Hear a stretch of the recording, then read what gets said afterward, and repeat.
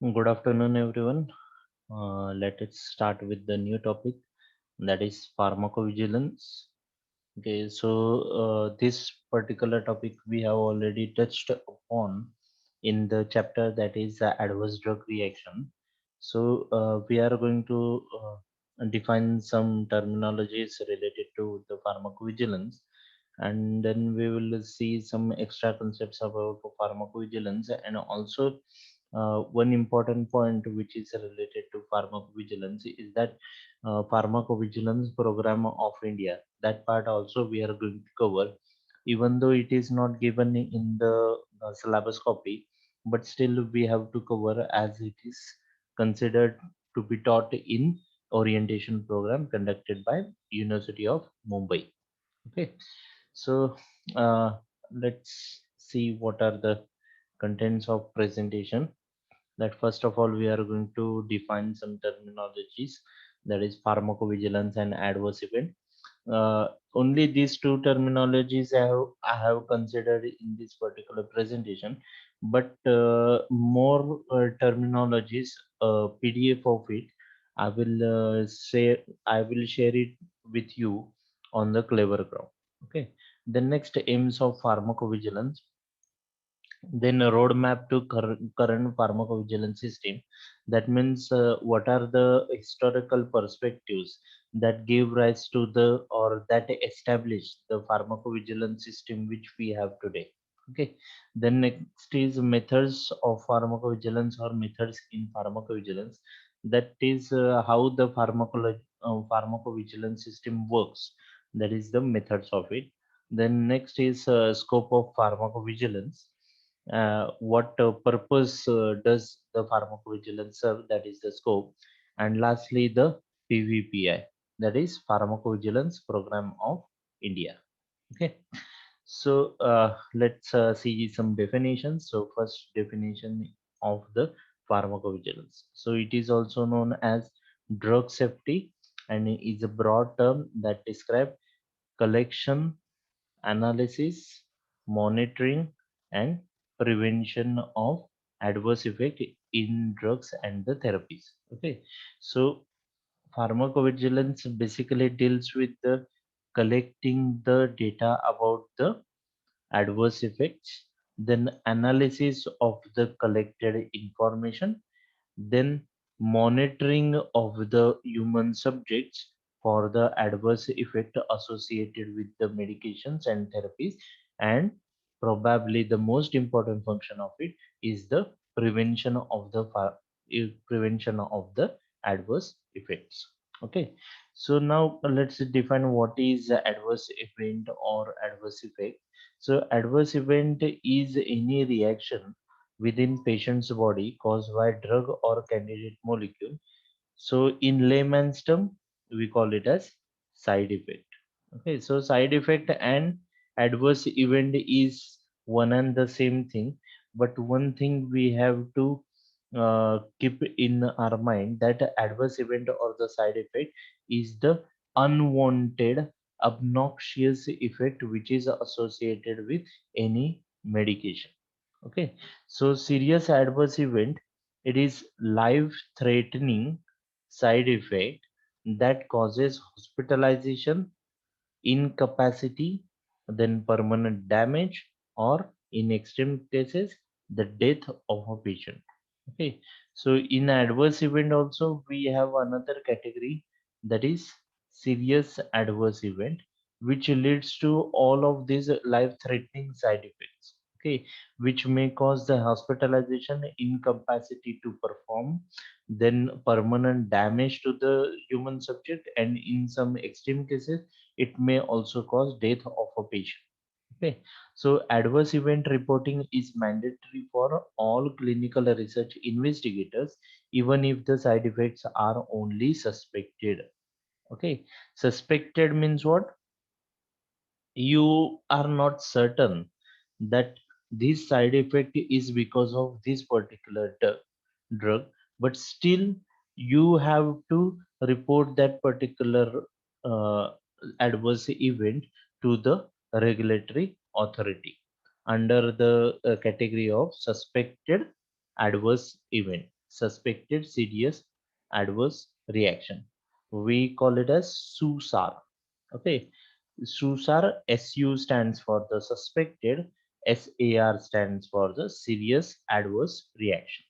Okay, so next is what are the aims of the pharmacovigilance? So major aims of the pharmacovigilance are as follows. Okay, so the first aim is early detection of hitherto the unknown adverse reactions and the interactions. Okay, so the important word is early.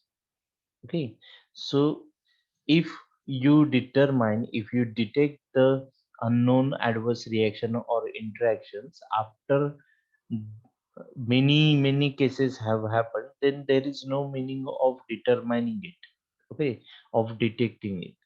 You have to detect the adverse reactions at the earliest, so that further number of patients or the further human subjects who are subjected to that adverse reactions, it will be prevented. Okay, so that we need to detect the adverse events at earliest possible. Okay, second aim is identification of risk factors and possible mechanisms underlying adverse reactions. Okay, so we have to identify a risk factor that may lead to the adverse event. So it won't always be like this, that every time the drug is responsible for causing the adverse reactions. Okay, so one example can be quoted related to the coronavirus vaccine.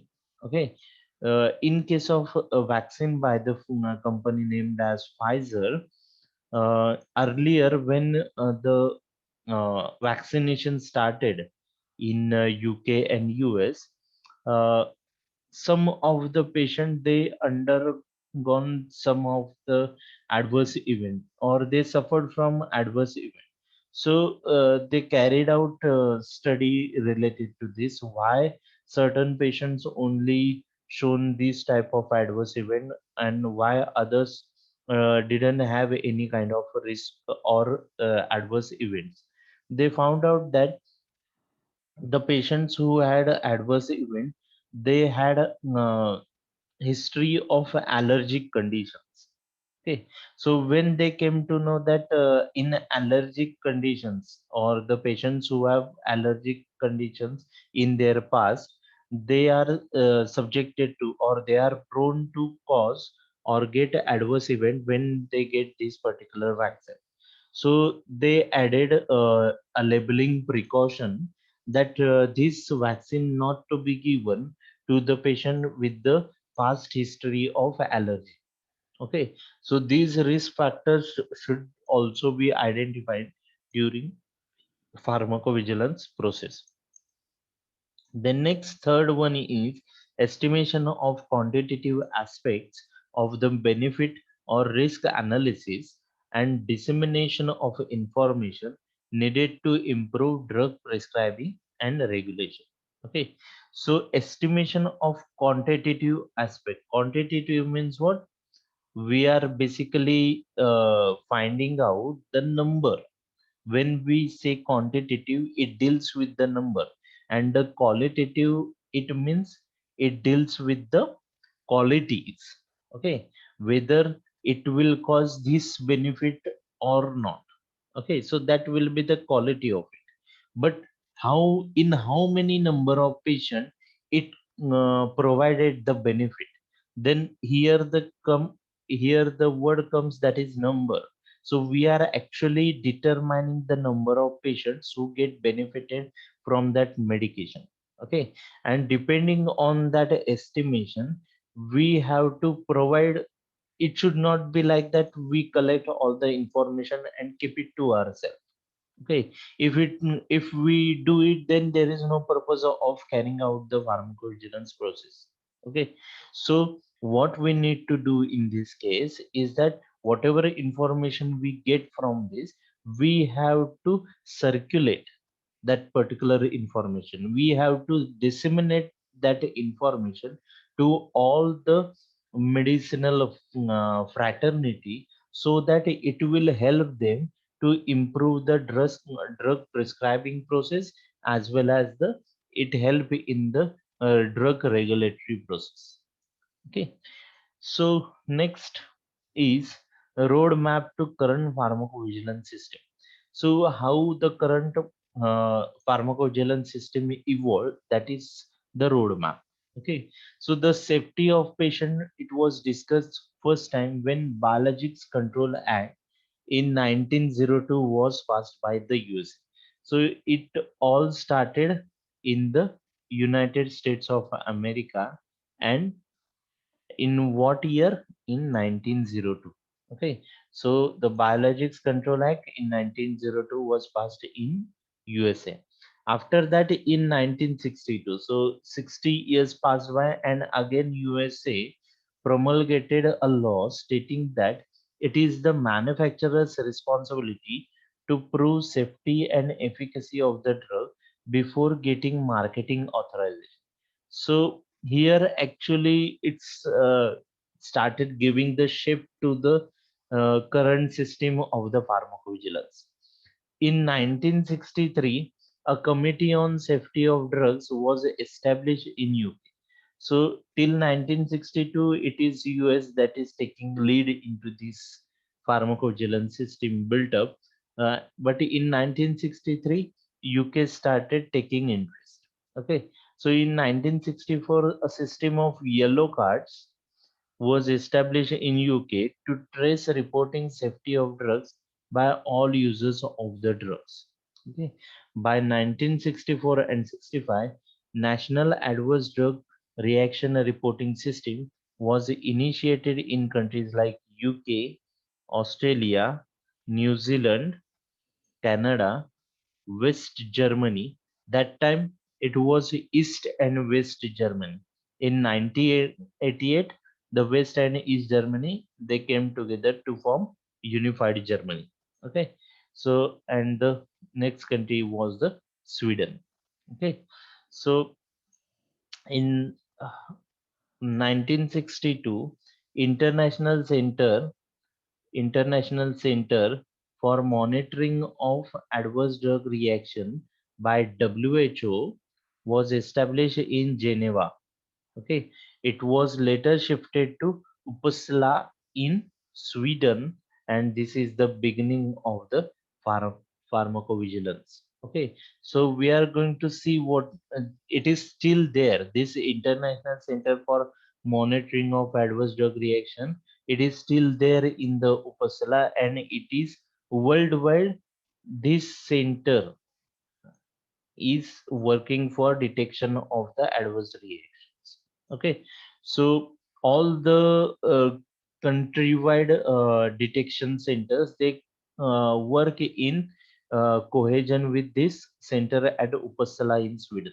Okay, so from then, the WHO supported Uppsala Monitoring Center has spearheaded many activities of pharmacovigilance all over the world.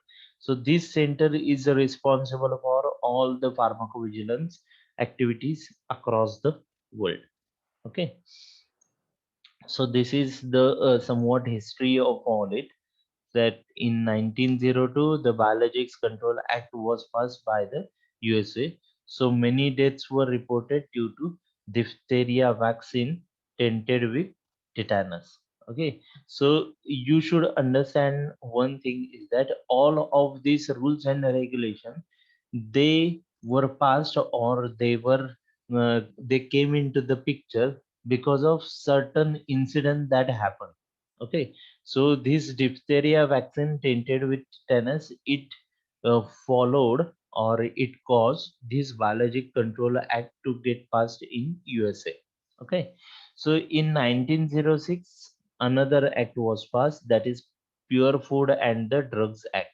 So it is passed by US Congress for preventing the manufacture, sale or transportation of adulterated or misbranded or poisonous or deleterious foods, drugs, medicines and liquors, and for regulating traffic therein and for other purpose. So this bill was passed after significant public pressure, which resulted from a novel by the journalist Upton Sinclair, which exposed unhealthy practices of the meat industry in Chicago. Okay, so in USA, this act or the regulation which controls the adulteration of food and drug substances, it is very stringent. Okay, it is not like us in India. They follow these guidelines, they follow these rules strictly, and there is a strict supervision of the facilities which manufacture the food as well as the medicines. Okay, then in 1937 we have one another tragedy which is related to the sulfanilamide elixir. Okay, so it is used to treat streptococcal infections which had been used without any issues in powder and tablet form. Okay, so sulfanilamide, again, it is a type of the antibiotic at that particular time. Okay, so mass poisoning of the 105 patient treated with untested medication spurred Congress, not the one which in India. It is the Congress which is in US, okay, to empower the US Food and Drug Administration to monitor drug safety. Okay, so this uh, particular sulfanilamide elixir, it was, as it is a elixir, it is liquid dosage form, so there was no problem in powder or tablet form of the sulfanilamide. But in sulfanilamide elixir, another constituent or additive was added, and this additive was responsible for the poisoning of the 105 patients. And this poisoning of 105 patient, it dictated the US Congress to empower the US Food and Drug Administration to monitor drug safety. Okay, so next in 1938, Federal Food, Drugs and Cosmetic Act, it came into the picture. So as a result of sulfanilamide elixir incident, Federal Food, Drugs and Cosmetic Act was passed. The statute that today remains the basis for the FDA regulation. Okay, so this particular law, it paved way or it formed the basis of the today's FDA regulation.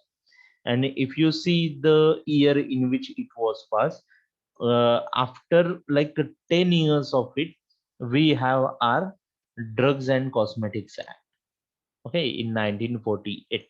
Okay, so in 1949, Council for International Organizations of Medical Sciences, that is CIOMS, was formed, and it was established jointly by WHO and UNESCO with the objective to facilitate and promote international activities in the field of biomedical sciences, especially when participation of several international associations and national institutions is deemed necessary.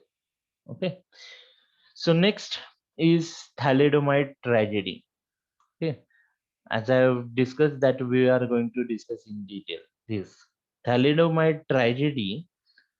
It first entered into the German market as an over-the-counter remedy in 1957.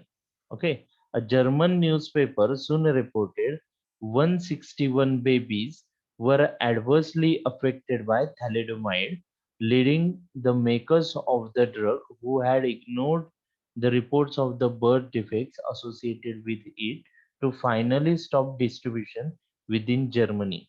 Other countries followed the suit, and by March 1962, the drug was banned in most countries where it was previously sold.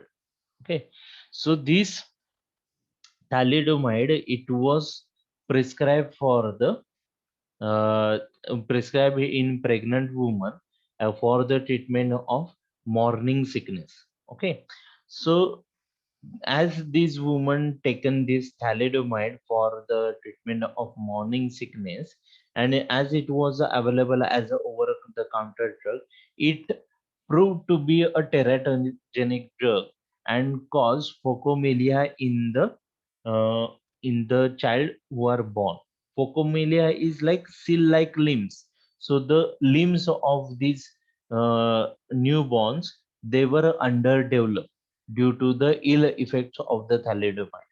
And once it was reported by the newspaper, the drug was eventually banned in 1962. Okay, so this thalidomide tragedy, it gave rise to the Kafauer-Harris Amendment or Harris Act. Okay, so this amendment was passed in US Congress as a response to the thalidomide tragedy. This law required evidence of drug efficacy and safety before marketing. So again, it asked the all the marketers of the drug to first of all prove the safety and efficacy of the drug before they market the drug in before they market the drug. Okay, then in 1964, yellow card system in UK started. So again, in the wake of thalidomide tragedy, the yellow card scheme or system, it was established for collecting information on suspected adverse drug reactions of medicine to provide an early warning of possible hazards. Okay, so in 1967, WHO resolution came into the picture.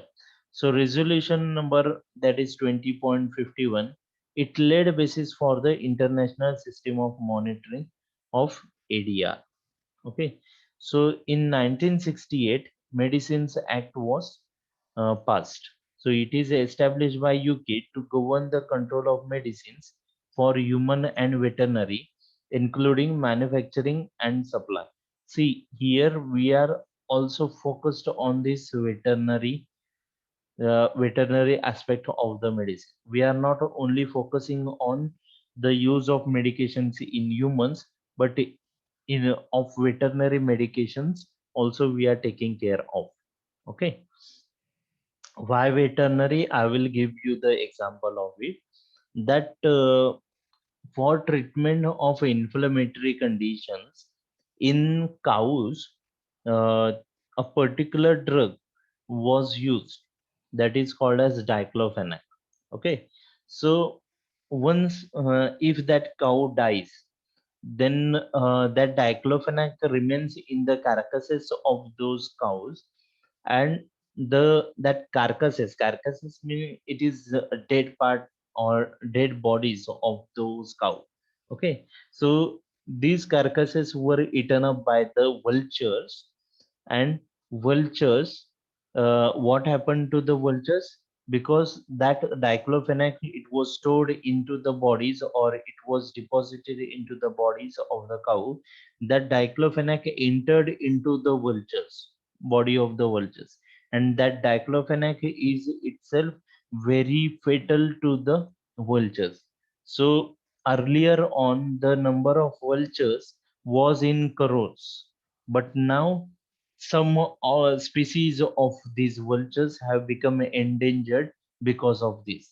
So this ecological effect of the medications should also be taken into consideration while we are studying these drugs. Okay, so it is not, we are not only concerned with the what kind of adverse effect are happening in the human beings, we are also concerned with the adverse effect that happen in the animals.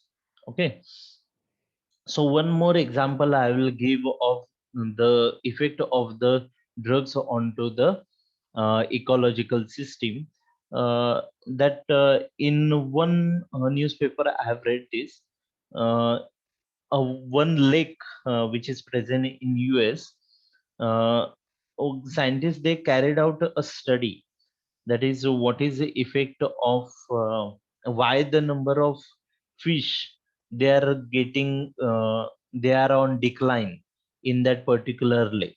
Okay, so they were trying to find out the reason to this.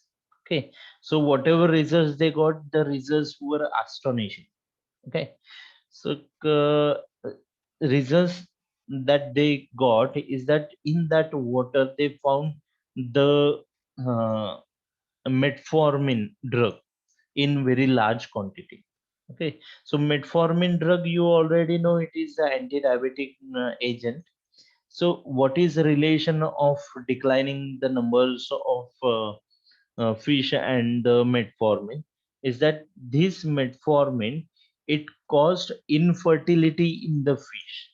Okay, so as it caused infertility in the fish, the number of fish in the that lake, it got decreased. And that's what the effect of drugs onto the ecological system. Okay, so this is all related. We are only, when we talk about pharmacovigilance, we only talk about the adverse effects that are seen in the human being. So it is not only so, we have to also take into account that what kind of adverse effects are being produced in the veterinary population, as well as what is the ecological impact of this drug.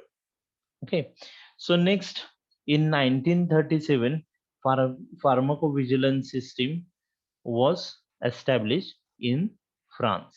Okay, so next, in 1982, a drug called as benoxaprofen, which is like a brother sister of ibuprofen, it was removed from the market in UK and USA after being linked to 3,500 side effects and 61 deaths. Okay, showing that despite progress and efforts to prevent disasters, these can still occur and great care is needed to ensure patient safety. So, the strengthening of the pharmacovigilance system, even if it was there, it was in place, but strengthening of it was necessary. This was proven by this example of the benoxaprofen. Okay, so in 1990, CIOMS, it was established. So it facilitated international reporting of adverse drug reaction. It was released. Okay, so in 1991, European Rapid Alert System was established. So it was signed into force to facilitate early exchange of information concerning possible safety hazards relating to marketing medicinal products. So reducing delay in acting on safety signals, such as case in sulfanilamide elixir in 1937. Okay, so it helped, or it established that whatever signals they are generated related to this adverse effect, they should be rapidly acted upon. If not rapidly acted upon, then there will be too much of a delay in the preventing that adverse event in other population. Okay, in 1995, European Medicines Agency, it was established to harmonize the work of existing national medicine regulatory bodies. In 2001, European Union clinical trial directives were issued, and they were issued in April 2001, and they were approved and implemented in May 2004. So introduce more robust measures on the safe conduct of the clinical trials. Volume 9A introduced to standardize post-marketing PV systems in the Europe. Then in 2009, Black Triangle scheme was introduced to report all suspected adverse drug reaction to designated drugs. Okay, so this is introduced by the MHRA. Okay. In 2012, Good Pharmacovigilance Practice, that is GVPS, it was released, and it replaced Volume 9A. So it expanded and clarifies PV responsibility of marker authorization holders. Okay, So regularly updated and made available for public consultation. Then in 2014, new clinical trial regulation it came into the picture and it signed into force to replace 2001 European Union CTD. Okay, so that is clinical trial directives. So it is standardized implementation across the member states. Okay, so methods in pharmacovigilance. So the pharmacovigilance is a branch of pharmacoepidemiology, but it is restricted to study on an epidemiological scale of drug events or adverse reactions. So next chapter is of pharmacoepidemiology. There we will study about various epidemiological methods. Okay. So here event means recorded happenings during a period of drug monitoring in the patient's notes. It may be due to disease for which the drug is being given, some other intercurrent disease or infection, an adverse reaction to the drug being monitored, or the activity of drug being given concomitantly. Okay, so the methods in pharmacovigilance can be divided into two steps. That is, first is signal generation, and second is signal testing or hypothesis testing. We can say alternatively that is hypothesis generation or signal generation, or signal testing or hypothesis testing. So these two steps are there in the pharmacovigilance process. First of all, we have to generate the signal or a hypothesis related to the drug and the adverse event. And once hypothesis is generated through by certain means, we have to test the hypothesis. That means we have to actually prove whether the particular adverse event it is because of that particular drug or not. Okay, so we will study about these two steps, that is signal generation and the hypothesis testing, in next lecture. So that's all for now from my side. So I will stop over here.